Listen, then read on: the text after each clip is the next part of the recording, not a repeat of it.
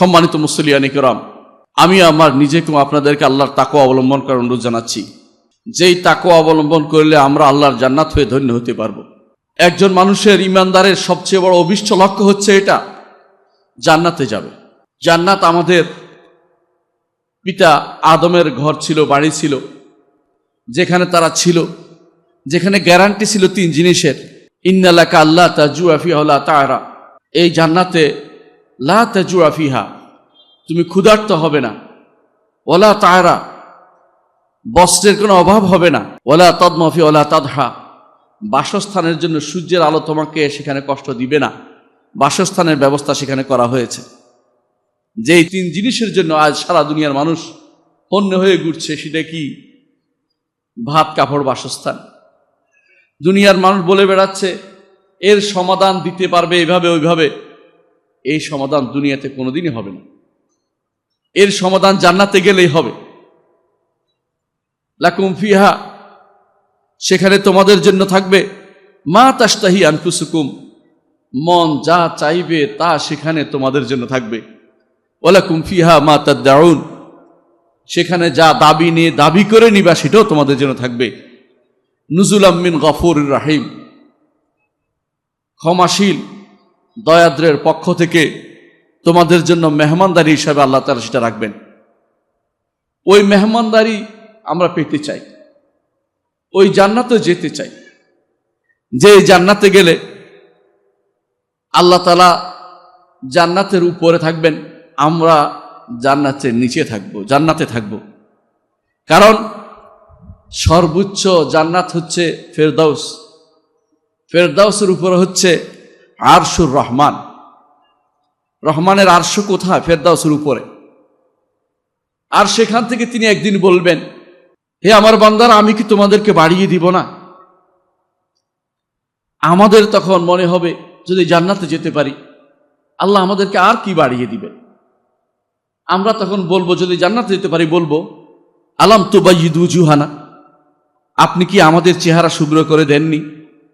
আলাম তুদখিলনাল জান্নাহ, আপনি কি আমাদেরকে জান্নাতে প্রবেশ করাননি? আলাম তুনাজ্জিনা মিনান নার, আপনি কি আমাদেরকে জাহান্নাম থেকে নাজাত দেননি? মানে আমাদের কাছে তখন আর কোনো প্রাপ্তি মাথায় আসবে না। আল্লাহ তাআলা তখন বলবেন ওয়ালাদাইনা মাজিদ, আমার কাছে বাড়তি আছে। সে বাড়তি কি? তিনি তার চেহারা মোবারক আমাদের জন্য উন্মুক্ত করবেন। সেই চেহারা দেখার মর্যাদা হবে পৃথিবীর শ্রেষ্ঠ মর্যাদা। দুনিয়ার বুকে আল্লাহর পরিচয় লাভ হচ্ছে শ্রেষ্ঠ নেয়ামত, আর আখিরাতে আল্লাহকে দেখা হচ্ছে শ্রেষ্ঠ নেয়ামত। আল্লাহকে দেখা হচ্ছে শ্রেষ্ঠ নেয়ামত। আর আল্লাহকে দেখতে হলে জান্নাতুল ফেরদাউসটা যেন আমরা পাই, সে দোয়া সবসময় করতে হবে। রাসূলুল্লাহ সাল্লাল্লাহু আলাইহি ওয়াসাল্লাম এই জন্য দোয়া করতে বলেছেন আমাদেরকে, যখন তোমরা আল্লাহর কাছে চাইবে তখন তোমরা ফেরদাউস চাইবে।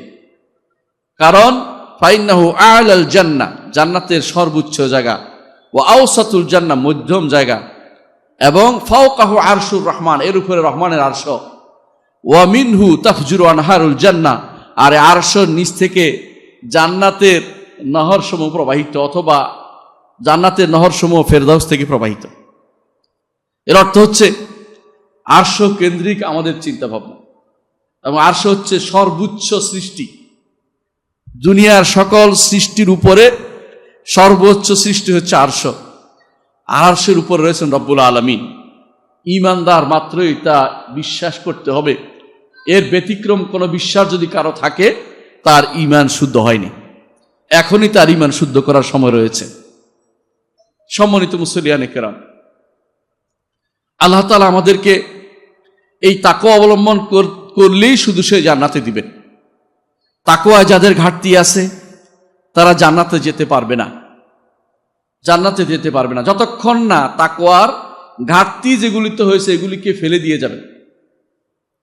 অর্থাৎ আপনার গুনাহ খাতা যতক্ষণ পর্যন্ত পরিচ্ছন্ন না হচ্ছে ততক্ষণ পর্যন্ত জান্নাতে যেতে পারবেন না। তাকওয়ার অধিকারী করেই আল্লাহ জান্নাতে দিবেন। আমরা বিভিন্ন রকমের গুনাহ করে থাকি, রাত দিন গুনাহ করি। এই গুনাহ বিভিন্নভাবে আল্লাহ ক্ষমাও করেন। দুনিয়াতে ক্ষমা করেন তওবা ইস্তেগফারের মাধ্যমে, আবার ক্ষমা করেন বিপদ আপদের কারণে, বিপদ আপদ হইলেও ক্ষমা করেন, আবার ক্ষমা করেন দোয়ার কারণে, অন্যরা আমার জন্য দোয়া করলো সেটাও ক্ষমা হয় ফেরেশতাদের দোয়ার কারণে। কিন্তু এরপরেও কিন্তু ক্ষমার ব্যবস্থাপনা রয়েছে।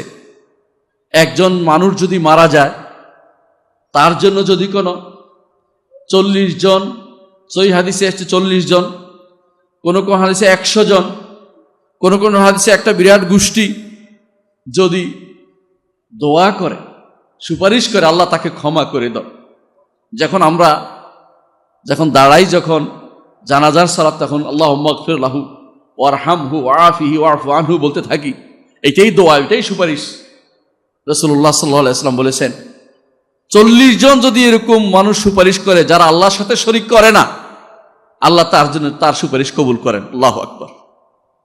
এর অর্থ হচ্ছে এই মসজিদগুলো লা মাসজিদুন উসসিসা আলা তাকওয়া মিন আউওয়াল ইয়াউমিন আহাক্কু আন তাকুমা ফি, যেই মসজিদই তাকওয়ার উপর প্রতিষ্ঠিত। যদিও আয়াতটি মুহাম্মদুর রাসূলুল্লাহ সাল্লাল্লাহু আলাইহি ওয়াসাল্লাম মসজিদ এবং মসজিদে কুবার জন্য, কিন্তু জগতের যেখানেই তাকওয়ার উপর ভিত্তি করে মসজিদ প্রতিষ্ঠিত হবে, সেখানে যারা সালাত আদায় করবে, শিরিক মুক্ত জীবন যাপন করবে, এদের জন্য, এরা মানুষের জন্য দোয়া করলেও আল্লাহ কবুল করে। শিরিক মুক্ত আপনি গেছেন কিন্তু গুনাহ আছে, কিন্তু 40 জন যদি শিরিক মুক্ত ব্যক্তি আপনার জন্য দোয়া করে, আপনার এটা বড় নেয়ামত। এই জন্য এই মসজিদগুলোতে আপনার জানাজা হওয়া, এই মসজিদের মুসল্লি দিয়ে যদি আপনার জানাজা হয়, এটাও আপনার জন্য নেয়ামত হিসেবে বিবেচিত হবে। কারণ আপনি তো এর মাধ্যমে ক্ষমা পেয়ে যাচ্ছেন, মরার পরেও ক্ষমা পাচ্ছেন। যদি তাতেও ক্ষমা না হয়, বড় পাপিষ্ঠ ব্যক্তি কবরে যখন যাবে, সেখানে যদি কোনো আযাব হয়, সুয়াল হয়, জবাব হয়, কষ্ট হয় বান্দার, ইমানদার বান্দার যদি কষ্ট হয়, এতেও তার গুনাহ মাফ হয়। এরপর হাসরের মাঠে যখন উঠবে, সেখানেও যদি সে গুনাহ যদি মাফ না, হাসরের মাঠে যে কষ্ট, সেখানেও তার গুনাহ মাফ হবে। এরপরে যখন ফুলসিরাত পার হবে, কষ্ট করা হবে, সেখানেও তার গুনাহ মাফ হবে। এরপরে যখন একজন মানুষ যদি কোনো কারণে পড়ে যায়, নিচে পড়ে গেল ফুলসিরাত পার হতে গিয়ে, সেখানেও যদি কোনো সে কষ্ট পায়, সেখানেও তার গুনাহ ক্ষমা হবে। কিন্তু সেটা কাফেরের হবে না, ফাসিকের হবে না, মুনাফিকের হবে না। যেই ব্যক্তি এমন শিরিক করেছে, এমন গুনাহ করেছে, এমন কুফরি করেছে, নিফাক করেছে, যেটা তওবা না করে দুনিয়া থেকে চলে গেছে, তার কোনো কিছু ক্ষমা হবে না। ঈমানদারের জন্য সৌভাগ্য আর সৌভাগ্য। মুহাম্মদুর রাসূলুল্লাহ সাল্লাল্লাহু আলাইহি ওয়াসাল্লামের জন্য বলেছেন, আজাবাল লিআমরিল মুমিন দাহরুহু কুল্লুহু খায়র। ঈমানদারের কাজগুলি শুধু আশ্চর্যজনক আমার কাছে লাগে, তার জীবনে সবই ভালো। ইন আসাবাতহু সাররা শাকারা ফাকান লাহু খায়রান, সে যদি ভালো কিছু পায়, শুকরিয়া আদায় করে, এটা তার জন্য কল্যাণকর হলো। ওয়া ইন আসাবাতহু দাররা ফাসাবারা ফাকান লাহু খায়রান, কষ্ট পেল, সবর করেছে, এতেও তার জন্য কল্যাণকর হলো। ঈমানদারের ক্ষতিকর কোনো দিকে নাই, সবই ভালো। কিন্তু যে ব্যক্তি কুফরি নিয়ে যাবে, শিরিক নিয়ে যাবে, নিফাক নিয়ে যাবে, তার কোথাও কোনো ক্ষমা নেই।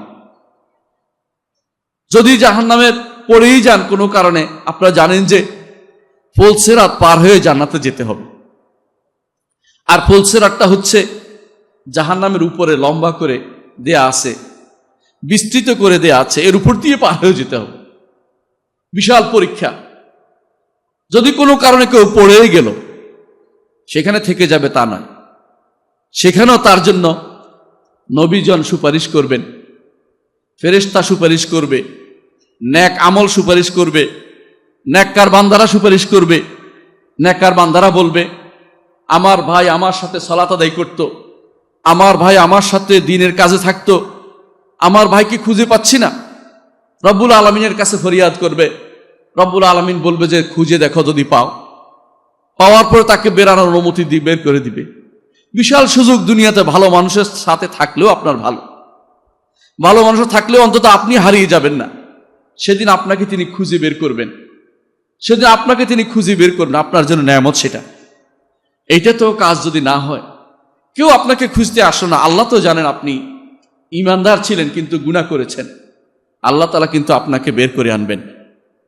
হাদিসে আছে মুহাম্মদুর রাসূলুল্লাহ সাল্লাল্লাহু আলাইহি ওয়াসাল্লাম বলেছেন, আল্লাহ তাআলা তখন সেখান থেকে তার 3 কোষ বের করে নিয়ে আসবেন।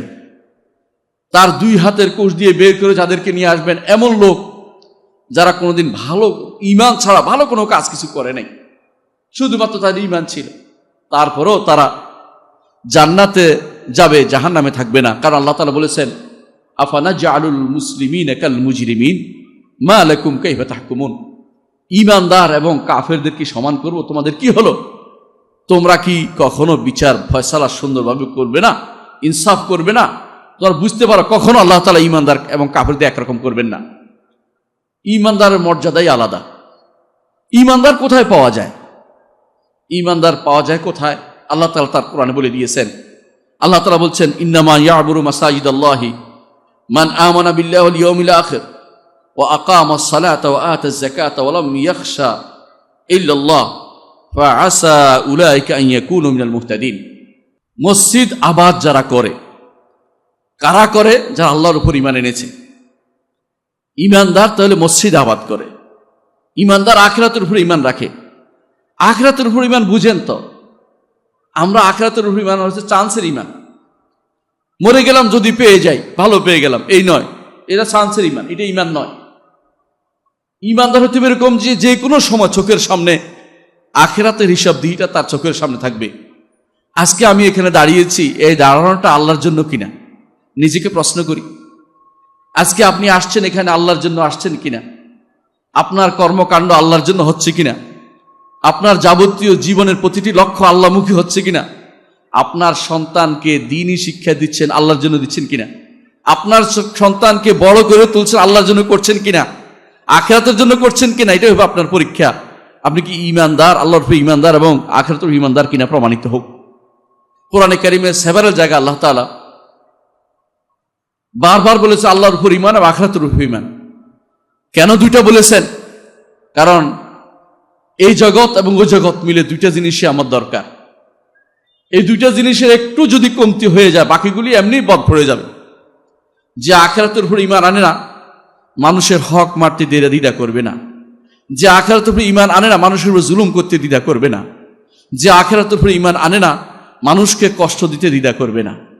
কিন্তু যে আখিরাতের উপর ঈমান আনে, সে মনে করে আমাকে প্রতিটি কাজে আল্লাহর কাছে জবাবদিহি করতে হবে, আমি প্রতি মুহূর্ত জবাবদিহির অধিকারী হব।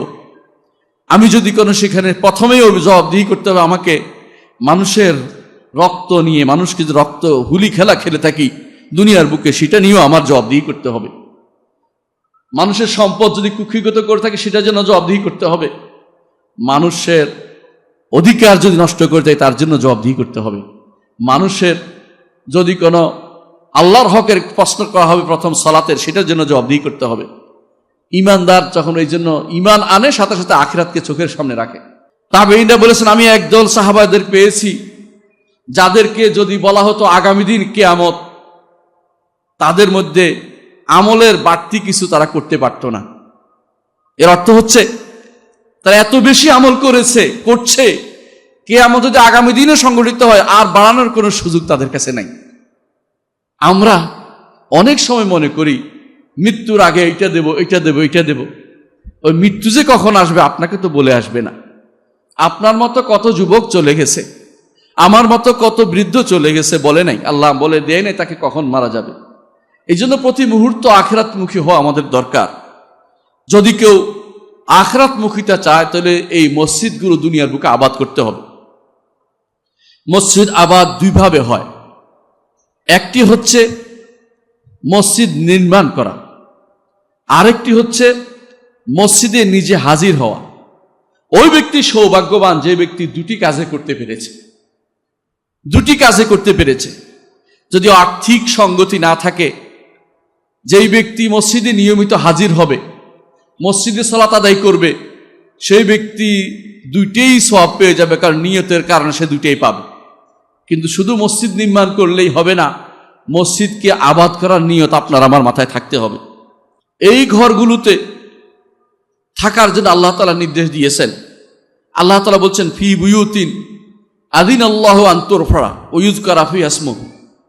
কিছু ঘর আছে, এগুলোতে আল্লাহ তাআলা নির্দেশ দিচ্ছেন, এগুলোতে যেন তার নাম বড় করে তোলা হয়, তার নাম বড় করে উচ্চারণ করা হয়। আপনি যখন বলবেন আল্লাহু আকবার, যখন আজান দিবেন, যখন একামত দিবেন, যখন সালাতে দাঁড়াবেন, প্রতিটি রোকনে যাওয়ার সময় যখন তাকবীর দিবেন, আপনি আল্লাহ তাআলার বড়ত্ব ঘোষণা করলেন। কেমন বড় তিনি, আল্লাহর বড়ত্ব কি আপনি ধারণ করতে পারেন? আপনার মাথায় কি বুঝবেন কেমন বড় তিনি? আপনি বুঝবেন না। হাদিসে আসুন, বুঝতে পারবেন আল্লাহর বড়ত্ব। রাসূলুল্লাহ সাল্লাল্লাহু আলাইহি ওয়াসাল্লাম বলেছেন, আল্লাহ তাআলা এক আঙ্গুলের উপরে জমিন রাখবেন, আরেক আঙ্গুলের উপরে আসমান রাখবেন, আরেক আঙ্গুলের পাহাড় পর্বত রাখবেন, আর অন্যান্য সৃষ্টি আরেক আঙ্গুলে রাখবেন। 5 আঙ্গুলের কথা আল্লাহ তিনি বর্ণনা করেছেন। আঙ্গুলের উপরে এত কিছু তিনি রাখবেন। মহান রব্বুল আলামিন তারপর সব কিছু গুটিয়ে নিয়ে তখন তিনি বলবেন, আনাল মালিক আইনা মুলুকুদ দুনিয়া, আমি রাজা, দুনিয়ার রাজারা কোথায়? দুনিয়াতে আমি আর যত রাজত্বই করি না কেন, সেখানে সেই মুঠির ভিতরে থাকতে হবে। যদি আল্লাহ তাআলা দয়া করেন তাহলে জান্নাত পাবো, দয়া না করলে জান্নাত কেউ পাবো না। প্রিয় ভাইরা, এই জন্য এই ঘরগুলো আবাদ করতে হবে। আল্লাহ তাআলা এগুলোতে তার নামকে উঁচু করতে, বড় করে তুলতে আমাদেরকে নির্দেশ দিয়েছেন। ওয়ায়ুযকারা ফি ইসমুহু, এবং এখানে আল্লাহর নাম ঘোষণা করতে বলেছেন। ইউসাব্বিহু, এখানে তাসবিহ পাঠ করতে বলেছেন। কিছু লোকদেরকে সকাল বিকাল তাসবিহ পাঠ করতে আল্লাহ তাআলা আমাদেরকে নির্দেশ দিয়েছেন। এই ঘরে বসে অন্য গল্প নয়, এই ঘরে বসে এই কাজগুলি করতে হবে আমাদেরকে। আল্লাহর জিকির যেটাতে হয়। আল্লাহর জিকির কিসে হয়? আল্লাহর জিকির বলতে আমি লাফিয়ে কুদিয়ে ওঠার কথা বলছি না। আল্লাহর জিকির বলতে কোরআন এবং সুন্নাহর দাসকে বুঝাচ্ছি। আল্লাহর জিকির বলতে কোরআনে কারীমের অর্থ বুঝাকে বলছি। আল্লাহর জিকির বলতে রাসূলের হাদিসকে বলতে বলছি। আল্লাহর জিকির বলতে এগুলোতে যেন আল্লাহর নির্দেশ মোতাবেক সকাল বিকাল কোরআন তেলাওয়াত হয়, এটা উদ্দেশ্য। এখানে সেরকম ব্যবস্থাপনা থাকে এই মসজিদগুলোতে। আল্লাহর বড় নেয়ামত এগুলিকে আমাকে স্মরণ রাখতে হবে। রাসূলুল্লাহ সাল্লাল্লাহু আলাইহি ওয়াসাল্লাম বলেছেন, মাইজতামা কওমুন ফি বাইতিন মিন বুয়ুতিল্লাহ, কোন গোষ্ঠী যদি কোন আল্লাহর কোন ঘরে বসে, ইয়াতলুনা কিতাব আল্লাহ, আল্লাহর কিতাব তেলাওয়াত করে, এটা প্রথম কাজ। ওয়ায়াতাদারাসুনাহু ফিমা বাইনাহুম, এরপরে প্রথম কাজ শুধু তেলাওয়াত নয়, এরপরে তাদারুস করে। তাদারুস অর্থ হচ্ছে অর্থ বুঝে আল্লাহ তাআলা কি বলছেন সেটা ধারণ করা, এটার নাম হচ্ছে পাঠ করা। শুধু তেলাওয়াত করা নয়, এটা পাঠ। শুধু তেলাওয়াত করলে অনেক সময় আপনি উচ্চারণ করলেন, সওয়াব পাবেন, কোনো সন্দেহ নাই। 1 হরফে 10 নেকি থেকে শুরু করে অনেক নেকি আপনি পাবেন। কিন্তু কোরআনে কারীম যে জন্য নাজিল হয়েছে তা হচ্ছে বাস্তব জীবনে নিয়ে আসার জন্য। এইটাকে তাকের উপর রেখে দেওয়ার জন্য কোরআন নাজিল করা হয় নাই। এটার নামই হচ্ছে তাদারুস। ওয়ায়াতাদারাসুনা ফিমা বাইনাহুম। যদি এটা কেউ করবে কোনো মসজিদে বসে, আল্লাহর ঘরে বসে, লাভটা কি শুনেন। আল্লাহ রাসূল সাল্লাল্লাহু আলাইহি ওয়াসাল্লাম বলেছেন, নাযালাত আলাইহিমুস সাকিনা, তাদের উপর প্রশান্তি নাজিল হবে। প্রশান্তিটা কি আপনি কোনোদিন দেখেছেন? দেখেন নাই। সাহাবী দেখেছে। এক সাহাবী বলছেন, আমি কোরআন তেলাওয়াত করছিলাম, আমার পাশে বাচ্চা শোয়া ছিল, আমার পাশে বাহন ছিল, উট ছিল। আমি তখন কোরআন তেলাওয়াত করছিলাম, এমন সময় দেখলাম যে উটটা লাফাচ্ছে। আমার ভয় হলো যে বাচ্চার গায়ে এসে পড়বে, পা দিয়ে দাবিয়ে রাখবে। আমি ভয় পেয়ে গেলাম। উপর দিকে তাকিয়ে দেখি প্রশান্তি কিছু একটা নাজিল হচ্ছে উপর দিক থেকে। এইটার নামই হচ্ছে প্রশান্তি। আপনি দেখেন নাই, সাহাবায়ে কেরামের কেউ কেউ দেখেছে। এটা তাদের জন্য বিশাল নেয়ামত ছিল, তারা স্পষ্ট দেখেছে। এটা তাদের বিশেষ কারামা, সম্মান ছিল, তারা দেখতে পেয়েছে। নাযালাত আলাইহিমুস সাকিনা ওয়া গাশিয়াতহুমুর রাহমা, তাদের উপর আল্লাহ তাআলা তাদেরকে তার রহমত দিয়ে ঢেকে দেন। আল্লাহর রহমত দিয়ে তাদেরকে ঢেকে দেন। এই রহমত সৃষ্ট রহমত, কারণ আল্লাহর রহমত তো আল্লাহর কাছে, সেটার প্রভাবের যে রহমত সেটা দিয়ে আল্লাহ তাআলা ওই বান্দাকে ঢেকে দেন। ওয়া হাফাতহুমুল মালায়েকা, ফেরেশতা তাদেরকে ঘিরে রাখে। আপনি দেখেন না, আপনার আমার চারপাশে ফেরেশতারা আজ ঘিরে আছে। বিশ্বাস করতে হবে ঈমানদার, যে মসজিদে আমরা আল্লাহর বিধান, আল্লাহর কোরআন নিয়ে আলোচনা করছি, হাদিস নিয়ে আলোচনা করছি, ফেরেশতারা আমাদেরকে ঘিরে আছে। ওয়া যাকারাহুমুল্লাহু ফিমান ইনদা, অতিরিক্ত আরেকটি জিনিস, আল্লাহ তাআলা তার কাছে যারা আছে তাদের কাছে আল্লাহ তাআলা আমাদের কথা স্মরণ করছেন। আল্লাহর কাছে কারা আছে? আল্লাহর কাছে তো ফেরেশতারাই আছে। আল্লাহ তাআলার বিশেষ ফেরেশতা যারা, তারা আল্লাহর কাছে আছেন। আপনারা জানেন যে মুহাম্মদ রাসূলুল্লাহ সাল্লাল্লাহু আলাইহি ওয়াসাল্লাম বলেছেন, আলা তাসিফুনা কামা তাসিফুল মালাইকাতু ইনদা রাব্বিহা, তোমরা কি কাতারবন্দি হবে না যেভাবে তোমাদের রবের কাছে ফেরেশতারা কাতারবন্দি হয়? ইয়াতিমুনা সাফাল আউয়াল ফাল আউয়াল, প্রথম কাতার প্রথম পূরণ করে, তারপর দ্বিতীয় কাতার পূরণ করে।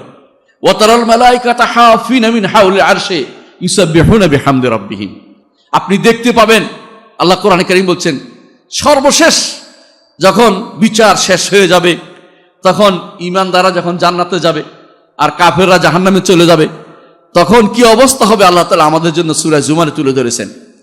ওয়া তারাল মালাইকাতা হাফিনা মিন হাওলিল আরশি, সেদিন আপনি দেখতে পাবেন মালাইকাদেরকে, ফেরেশতাদেরকে দেখতে পাবেন, হাফিনা মিন হাওলিল আরশি, আরশের চারপাশ ঘিরে আছে, আরশের চারপাশ ঘিরে আছে। রব্বুল আলামিনের চারপাশ বলে নাই, কারণ রব্বুল আলামিন আরশের উপরে, বুঝার চেষ্টা করুন, কারণ তিনি ব্যতীত আর কিছু নাই সেখানে, তিনি ব্যতীত সেখানে আর কিছু নেই, তিনিই শুধুমাত্র আছেন আরশের উপরে। তারা আরশের নিচে ঘিরে আছে, আর কি বলে, হাফিনা মিন হাওলিল আরশি ইউসাব্বিহুনা বিহামদি রাব্বিহিম, তাদের রবের হামদ সহ তাসবিহ পাঠ করে। এই জন্য উত্তম জিকিরের মধ্যে হচ্ছে একটা সুবহানাল্লাহি ওয়া বিহামদিহি, কারণ ফেরেশতাদের জিকির সকালবেলা যখন সকালবেলা আপনি পড়েন, রাসূলুল্লাহ সাল্লাল্লাহু আলাইহি ওয়াসাল্লাম বলেছেন 100 বার পড়তে, সকালে বিকালে 100 বার পড়তে বলেছেন। এটা সহিহ হাদিস দ্বারা সাব্যস্ত, এটা পড়বেন, কারণ এটা ফেরেশতাদের জিকির, এটা সবচেয়ে সুন্দর জিকির, ছোট্ট জিকির সুবহানাল্লাহি ওয়া বিহামদি, সবচেয়ে ছোট্ট, কঠিন কিছু না, সুবহানাল্লাহি ওয়া বিহামদি বলতেই পারেন। আর যদি বলেন যে 100 বার পড়তে পারছি না, সেটার জন্য আমার নবী সুন্দর একটা পদ্ধতি বাতলে দিয়েছেন। তিনি বলে দিয়েছেন, একজন মানুষ যেন বলে সুবহানাল্লাহি বিহামদিহি আদাদা খালকিহি রিদা নাফসিহি জিনাতা আরশিহি ওয়া মিদাদা কালিমাতিহি ওয়া মিদাদা কালিমাতিহি। চিন্তা করে দেখেছেন একটি কথার ভিতরে কত জিনিস চলে এসেছে। সুবহানাল্লাহি বিহামদিহি, আল্লাহর প্রশংসা করছেন, তাসবিহ পাঠ করছেন, তার প্রশংসা সহ তাসবিহ পাঠ করতেছেন। তাসবিহ অর্থ কি জানেন? তাসবিহ অর্থ আমরা মনে করি সুবহানাল্লাহ বলা, এটা কিন্তু কারণ অর্থ তো বুঝতে হবে। তাসবিহ অর্থ হচ্ছে যাবতীয় খারাপ গুণ থেকে তিনি পবিত্র। তাসবিহ অর্থ হচ্ছে কাফেররা তার সম্পর্কে যা রটনা করে তা থেকে তিনি পবিত্র। তিনি সন্তান গ্রহণ করেন নাই, তার কোনো স্ত্রী নাই, ওয়ালাম তাকুল্লাহু সাহিবা, তার কোনো স্ত্রী নেই, তিনি সন্তান গ্রহণ করেননি, কাফেররা তার জন্য সন্তান সাব্যস্ত করে। আল্লাহ তাআলা কোরআনে কারীমে অন্যত্র বলেছেন, মাত্তাখাযাল্লাহু মিন ওয়ালাদিন ওয়া মা কানা মাআহু মিন ইলাহিন, আল্লাহ তাআলা কোনো সন্তান গ্রহণ করেন নাই। অন্য আয়াতে আল্লাহ তাআলা বলেছেন, তাকাদু সামাওয়াতু ইয়াতাফাত্তারনা মিনহু ওয়া তানশাক্কুল আরদু ওয়া তাখিরুল জিবালু হাদ্দা আন দাউ লিররহমানি ওয়ালাদা ওয়া মা ইয়ানবাগি লিররহমানি আন ইয়াত্তাখিযা ওয়ালাদা ইন কুল্লু মান ফিস সামাওয়াতি ওয়াল আরদি ইল্লা আতির রহমানি আবদা। সম্মানিত মুসলিয়ানে কেরাম, আল্লাহর তাসবিহ পাঠের আরেকটি অর্থ হচ্ছে আমার মনে তার সম্পর্কে যত খারাপ ধারণা আসে তা থেকে তিনি পবিত্র। আমি যত রকমের ছোট মনে করে বসে আছি আল্লাহকে, তা থেকে তিনি পবিত্র। আমি আল্লাহর সিফাত অস্বীকার করে তার সিফাতকে যখন স্বীকার করছি না, তা থেকে তিনি পবিত্র, অর্থাৎ তার সিফাত সাব্যস্ত করতে হবে, তার গুণাবলী সাব্যস্ত করতে হবে। এই জন্য সুবহানাল্লাহি ওয়া বিহামদিহি এটা অবশ্যই আমরা বলবো, যখনই সুযোগ পাবো, সকালে বিকালে বলবো, এবং বেশি করে এটা বলবো সুবহানাল্লাহি ওয়া বিহামদিহি আদাদা খালকি, তার সৃষ্টির সংখ্যা অনুপাতে। আল্লাহর সৃষ্টির সংখ্যা কি আপনি গুণে শেষ করতে পারবেন? আল্লাহর সৃষ্টির কত সংখ্যা রয়েছে। সুবহানাল্লাহি ওয়া বিহামদিহি আদাদা খালকিহি রিদা নাফসিহি, একটা হচ্ছে সংখ্যা গণা যেটা যায়, আরেকটা হলো সংখ্যা রিদা নাফসিহি, নিজে তিনি যতটুকুতে সন্তুষ্ট হন, কতটুকুতে আমার রব্বুল আলামিন সন্তুষ্ট হন, আপনি কি সেটা জানেন? আমি আপনি কেউ জানি না, কিন্তু তিনি তো সন্তুষ্ট মোতাবেক যত আপনি সন্তুষ্ট হন, অতগুলি তাসবিহ আমি আপনার জন্য দিচ্ছি, অতগুলি হামদ আল্লাহর জন্য আপনি প্রকাশ করতেছি। রিদা নাফসিহি সুবহানাল্লাহি বিহামদি আদাদা খালকি রিদা নাফসিহি জিনাতা আরশিহি, সবচেয়ে ভারী হচ্ছে আরশের ওজন। আরশের ওজন হচ্ছে সবচেয়ে ভারী জিনিস। আসমান এবং জমিনে সবচেয়ে ভারী জিনিস হচ্ছে, এগুলি কিছুই না, বড় বেশি ভারী হচ্ছে আরশ, কারণ সবচেয়ে বড় সৃষ্টি হচ্ছে আরশ।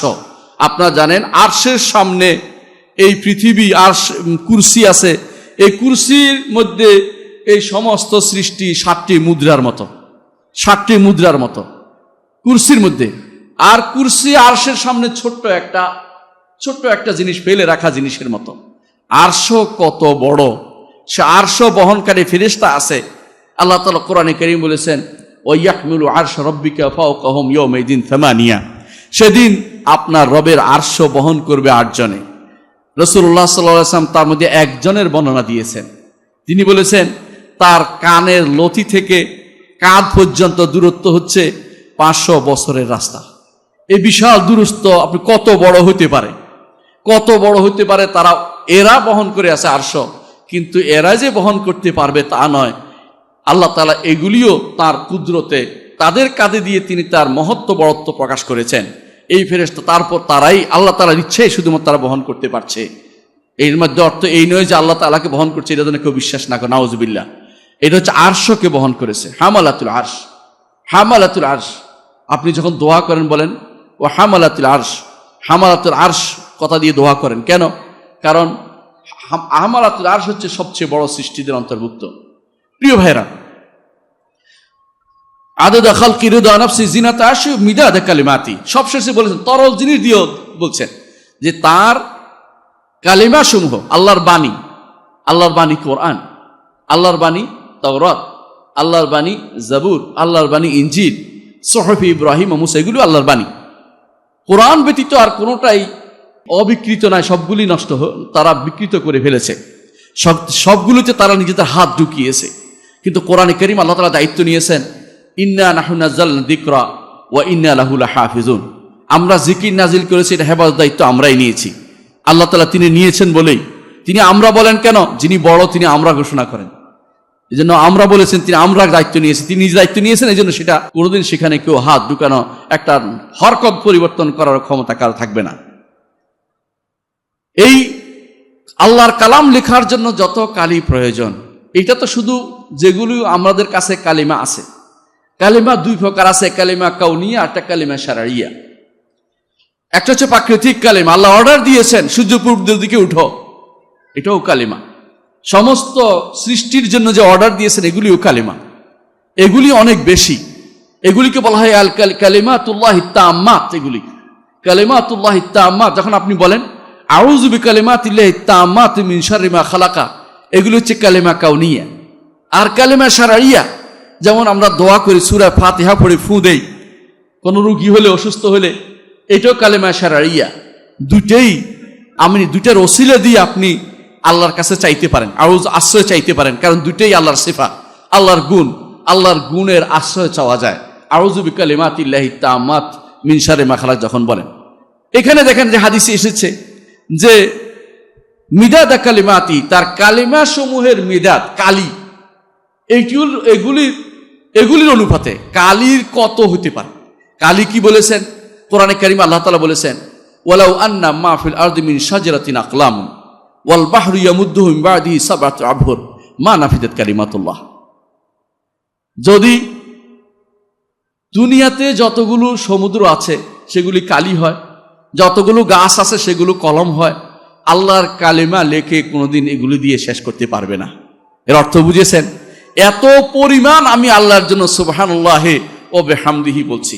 এই দোয়াটা যখন করি তখন এই মাথায় যেন থাকে আমার যে আল্লাহর জন্য আমি সব রকমের সব রকমের তাসবিহ দিচ্ছি, সেটা তরল হোক, ওজনের জিনিস হোক, সংখ্যার জিনিস হোক, অথবা সেটা সন্তুষ্টি বিধানের জিনিস হোক, এই সব রকমের সুবহানাল্লাহি ওয়া বিহামদিহি এটা আমি পেশ করতেছি। এই জন্য ফেরেশতারা যাকারাহুমুল্লাহু ফি মান ইনদা, আল্লাহর কাছে যারা আছে তাদের কাছে ফেরেশতারা, তাদের কাছে আল্লাহ তাআলা এই ফেরেশতাদের কথা, এই আপনার কথা আলোচনা করেন। ফেরেশতাদের কাছে কি আলোচনা করেন? যে আমার বান্দা অমুকখানে বসে জিকির করছে।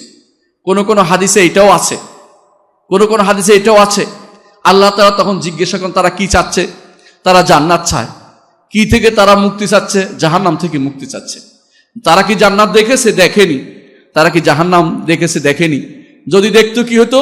বেশি করে তারা জাহান্নাম থেকে মুক্তি চাইতো, জান্নাত চাইতো। না দেখেই তারা ঈমান এনেছে।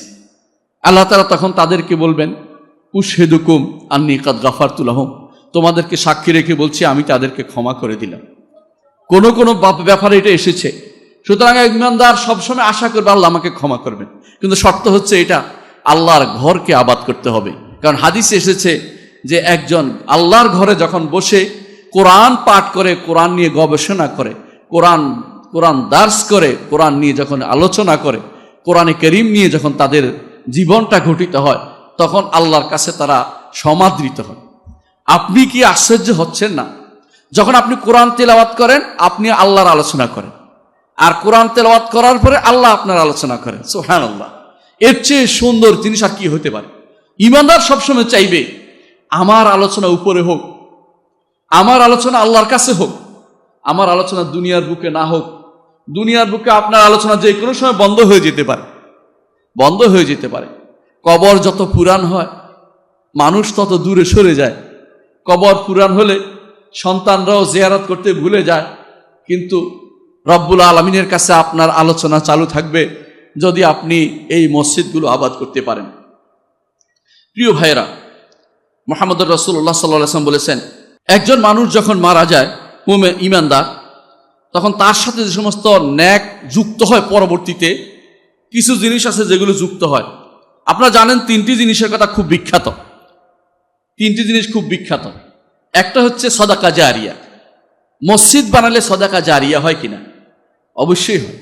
দ্বিতীয়টা আসেন ইলমুন ইউনতাফাউ বিহি, এমন আলেম যে আলেম দিয়ে উপকৃত হয়। এই মসজিদে যে আলেমের আলোচনা হবে এটা উপকৃত হবে, বায়োলজি আর ওইটা দিয়ে উপকৃত হবে না, দর্শন দিয়ে উপকৃত হবে না। আপনার আলেম দিয়ে উপকৃত হবে কি? যেই ছাত্রকে আপনি পড়িয়েছেন, এই ছাত্র যতজনকে পড়াবে, ওই ছাত্র যতজনের ছাত্র যতজনকে পড়াবে, সবারটাই কিন্তু আপনার আমলনামা যুক্ত হয়ে যাবে। সুতরাং এইটা তো আপনার চক্রবৃদ্ধি হারে আপনার আমলনামা যুক্ত হচ্ছে।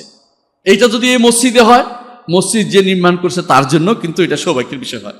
আর 3 নম্বর হচ্ছে ওয়ালাদুন সালেহুন ইয়াদউ লাহু, নেক সন্তান তার জন্য দোয়া করে। নেক সন্তান তো মসজিদে তৈরি হয়, নেক সন্তান বাজারে হয় না। নেক সন্তান মসজিদে হয়, মাদ্রাসায় হয়, যেখানে আল্লাহর দ্বীনের শিক্ষা হয়, যেখানে কোরআন এবং হাদিসের শিক্ষা হয়, সেখানে নেক সন্তান হবে। অন্য কোথাও নেক সন্তানের আশা করা বৃথা। আপনি মান্দার কাছে কাঁঠাল আশা করতে পারেন না, যেখানে যেটা হয় সেখানে আপনাকে যেতে হবে। প্রিয় ভাইরা, অন্য এক হাদিসে রাসূলুল্লাহ সাল্লাল্লাহু আলাইহি ওয়াসাল্লাম বলেছেন, মৃত্যুর পরে ইমানদারের কাছে যা পৌঁছে তা হচ্ছে ইলমান, এমন ইলম যে সে শিক্ষা গ্রহণ করেছে এবং প্রচার করেছে। এই মসজিদগুলো ইলমের জন্য, এই মাদ্রাসাগুলো ইলমের জন্য। ওয়ালাদান সালেহান তারাকাহু, নেক সন্তান ছেড়ে গেছে, এটাও মৃত্যুর পরে আপনার জন্য পাথেয়।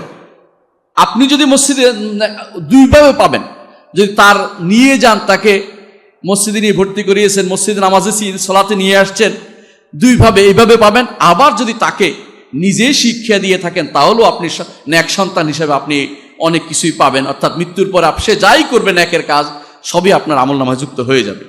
আও মুসহাফান ওয়ারাসাহু, অথবা যদি এমন মুসহাফ, মুসহাফ বলা হয় কোরআনে কারীম যাতে লেখা হয়েছে এটাকে মুসহাফ বলে। কোরআনে কারীম যখন অলিখিত থাকে এটা হচ্ছে কোরআন, যখন লিখিত হয়ে যায় ওই জিনিসটার নাম হচ্ছে মুসহাফ। আমাদের দেশে দুইটাই বুঝে না অনেক, কিন্তু ভাগ করে বুঝিয়ে দিলাম।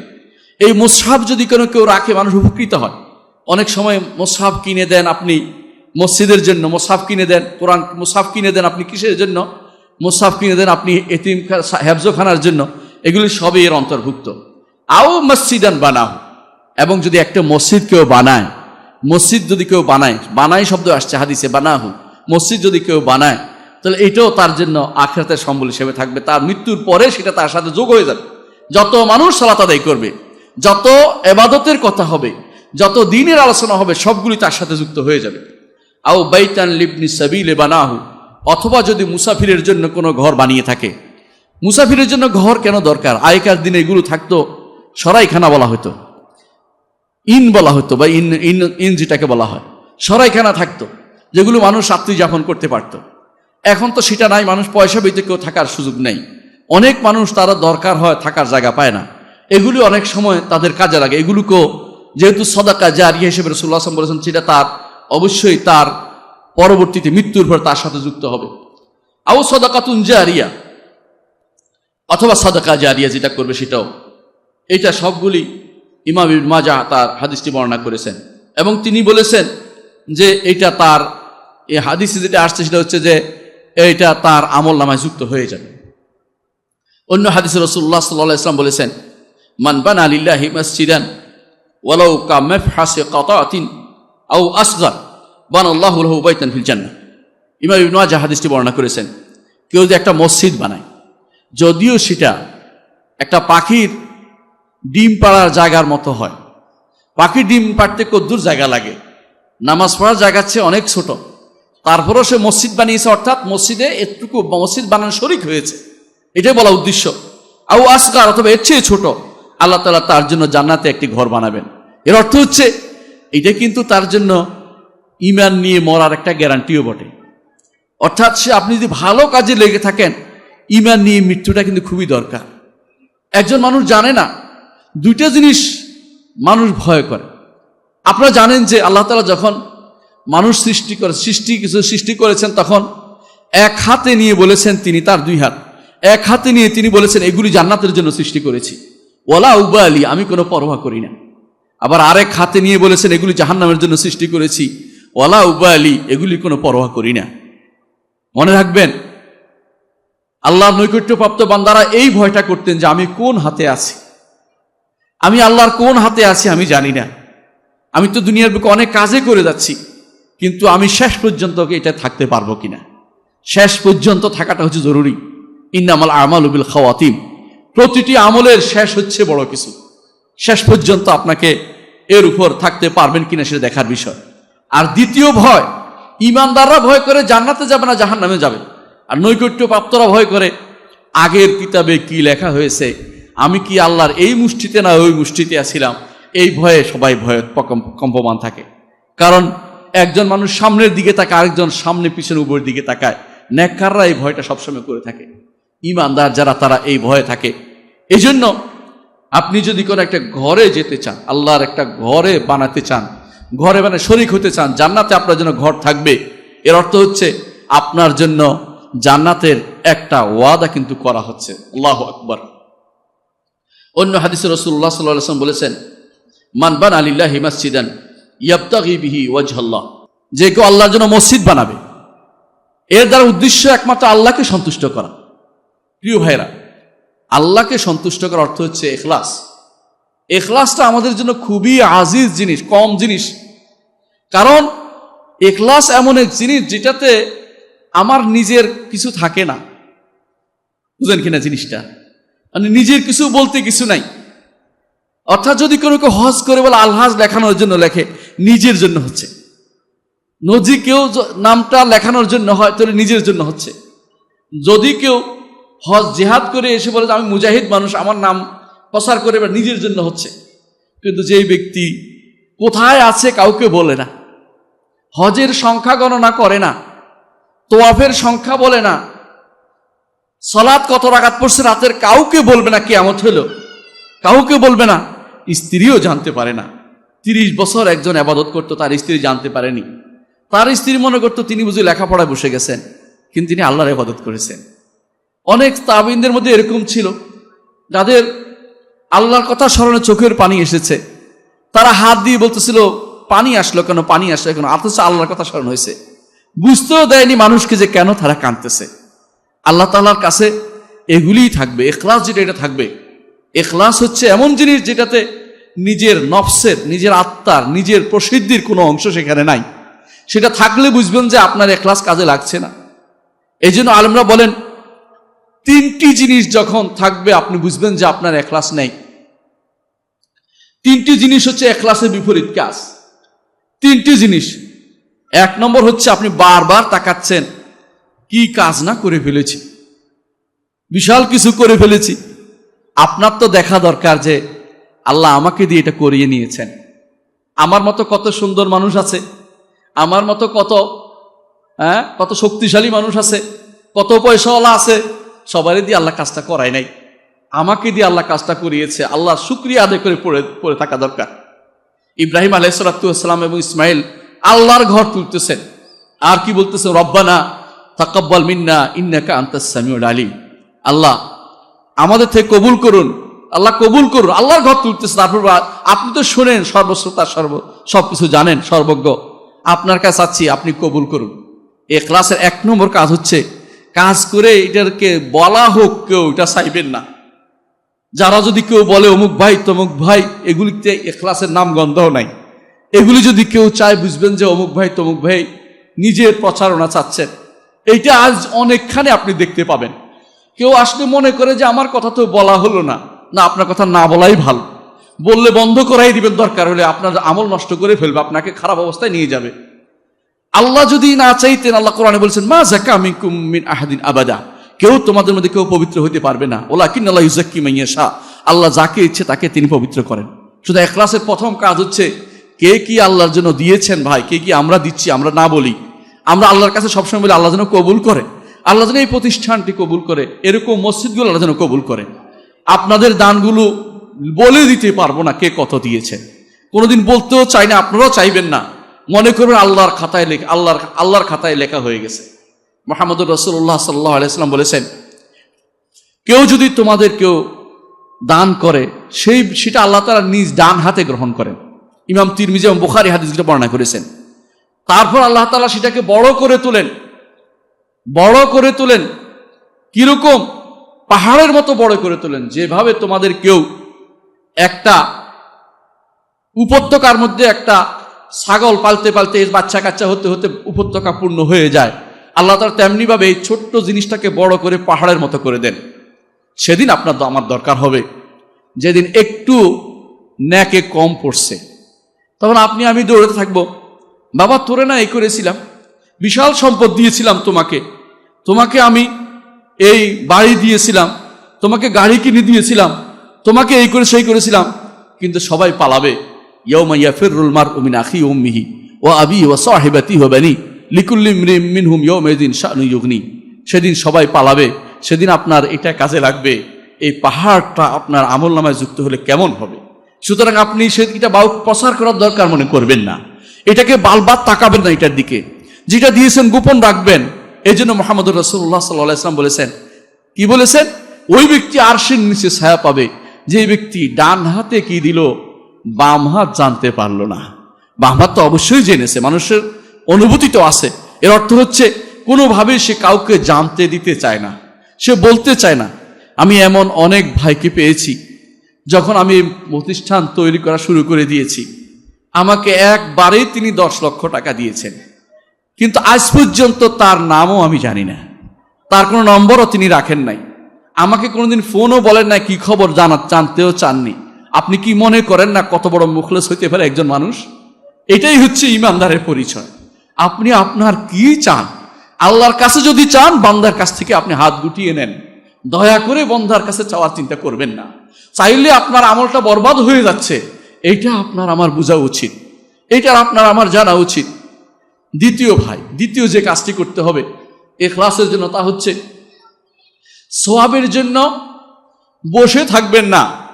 আল্লাহ আমি পাইছি, এটা আমাকে দিতে হবে, ওইটা আপনি বলতে পারেন না। কেন বলতে পারেন না? এই জন্য আপনি হচ্ছেন দাস। আমি আল্লাহর দাস। সন্দেহ আছে? সন্দেহ নাই, আমরা সবাই আল্লাহর দাস। আপনি দাস দেখেন নাই কোনোদিন? দাসদের নিয়ম হচ্ছে তাদের কোনো কামাই থাকতে পারে না, তাদের অর্জন সব মনিবের জন্য হয়। আপনি যে কাজগুলি করতে পারি, আমার রবের সন্তুষ্টির জন্য করেছি, নিজের কোনো কিছু জমা করার জন্য করতে পারি না। যদি সেটা করে থাকি, আমি আল্লাহর দাস হইতে পারি নাই। আল্লাহর দাস হওয়ার চেষ্টা করি। কিছু করলে তিনি যদি কোনো দয়া করে আমাকে দাস হিসাবে বানিয়ে নেন, আমার আপনার জীবনের জন্য এটা বড় সৌভাগ্যের বিষয়। তিনি যদি কোনো মনে করেন যে এই হচ্ছে আমার প্রকৃত দাস, সেই ব্যক্তি হচ্ছে সৌভাগ্যবান ব্যক্তি। সুতরাং দাস কখনো মনিবের কাছে জোর করে কিছু চাইবে না। মনিব খুশি হয়ে তাকে এমন কিছু দিবেন। আল্লাহ তাআলা কোরআনে কারীম বলেছেন, ফালা তা'লামু নাফসুম মা উখফিয়া লাহুম মিন কুররাতি আয়ুন জাযাআম বিমা কানু ইয়া'মালুন। কোন নফস জানে না তার চক্ষু শীতলকারী তার জন্য কোন জিনিস রেখে দেওয়া হয়েছে। সে যা আমল করত সেটার বিনিময়ে আল্লাহ কত কিছু রেখে দিয়েছেন। আপনি শুধু এই দুনিয়ার বুকে দাসত্ব করে যান, দাসত্বের বিনিময়ে কি দিলেন আল্লাহ, এটা চাইবেন না। এটা চাওয়ার চেষ্টা করবেন না। এটা চাইলে এটা ইখলাসের বিপরীত কাজ হবে। 3 নম্বর কাজ যেটা, সেটা হচ্ছে 3 নম্বর কাজ হচ্ছে এই যে দান করেছেন বা এই খরচ করেছেন আল্লাহর জন্য, খরচ করেছেন বা আমল করেছেন কোনো কিছু, যে কোনো আমলে হোক না কেন, এই আমল যেন আপনার জন্য অহংকারের কারণ না হয়ে যায়, অহংকারের কারণ না হয়ে যায়। অর্থাৎ আপনি যেন এটা গরুর অধিক, আপনার মধ্যে যেন অহংকার না এসে যায় যে আমি একটা কিছু করেছি, একটা কিছু করে বসেছি, এটা যেন না হয়। আপনি একটা কিছু করেন নাই কেন? আপনি যে আমলটা করেছেন এটা কবুল করতে হবে, কে করবে? আল্লাহ তাআলাই করবেন। আপনার আমল 2 কারণে সমস্যাজনক। 1 নম্বর হচ্ছে যেভাবে করতে বলেছে সেভাবে ঠিক মতো করতে পারেন নাই। এই জন্য সালাত যখন শেষ করি আমরা কি বলি? আস্তাগফিরুল্লাহ, আস্তাগফিরুল্লাহ, আস্তাগফিরুল্লাহ। অর্থাৎ আল্লাহ যেভাবে করতে বলেছেন করতে পারি নাই। সালাত যখন হজ করি, হজের শেষে কি বলে? আল্লাহ তাআলা বলেছেন ওয়াস্তাগফিরুল্লাহ, আল্লাহর কাছে ক্ষমা চাও, কারণ যেভাবে তোমাকে করতে বলেছি সেভাবে করতে পারোনি। প্রত্যেকটি মানুষই কুল্লু বনি আদম খাত্তা ওয়া খায়রুল খাত্তাইন আত-তাওয়াবুন। প্রতিটি বনি আদমের ভুলকারী, উত্তম ভুলকারী হচ্ছে ওই ব্যক্তি যে ব্যক্তি তওবা করে। এই জন্য যখন আপনি যেভাবে বলছে সেভাবে করতে পারেন, এর অর্থ হচ্ছে আপনি এটার দিকে থেকে অহংকারে ফেটে পড়ার কোনো কারণ নাই, আপনার অহংকার করার কোনো সুযোগ নাই, অহংকার করতে পারেন না। দ্বিতীয় হচ্ছে এই দুষ্টতির বাইরেও আরেকটা জিনিস আছে, সেটা হচ্ছে রব্বুল আলামিন আপনাকে যে নেয়ামত দিয়েছে এই নেয়ামতের শুকরিয়া আপনি আদায় করতে পারেন নাই। আপনাকে যে নেয়ামত দিয়েছে এর বিনিময়ে আপনি যে একটু ইবাদত করছেন, এই ইবাদতটা অনেক কম, অনেক কম। আপনাকে তো তার ইবাদতের জন্য সৃষ্টি করা হয়েছে। একজন মানুষ যদি কোনো তার জন্ম থেকে শুরু করে মৃত্যু পর্যন্ত ইবাদত করে, তারপর রব্বুল আলামিনের নেয়ামতের শুকরিয়া আদায় করে শেষ করতে পারবে না। এর মাঝে আমরা অর্ধেক জীবন কাটিয়ে দেই ঘুমের মধ্যে, ছোট অবস্থায় বিশাল সময় কাটিয়ে দেই ইবাদত বাদ দিয়ে। এরপরে যখন বড় হই শয়তানের ধোকায় পড়ে একটা সময় আর ইবাদত করি না। আবার যখন মানুষের সামনে পড়ি তখন ইবাদত করি, অনেক সময় দেখানো চলে আসে অন্তরের মধ্যে কত বিপদ আছে আমার ইবাদতের মধ্যে, তাহলে আমি কি জন্য, কিসের ভিত্তিতে আমি অহংকারে ফেটে পড়ছি, ইবাদত কিছু করে ফেলেছি, এই 3 জিনিস যেন আমার অন্তরে না আসে। ইমাম ইবনুল কাইয়িম রাহমাতুল্লাহ তার মাদারিজ সালিকিনে এই 3টি বিপদের কথা উল্লেখ করেছেন। প্রিয় ভাইরা, এই জন্য আল্লাহর ঘর এই মসজিদকে আমাদের আবাদ করতে হবে।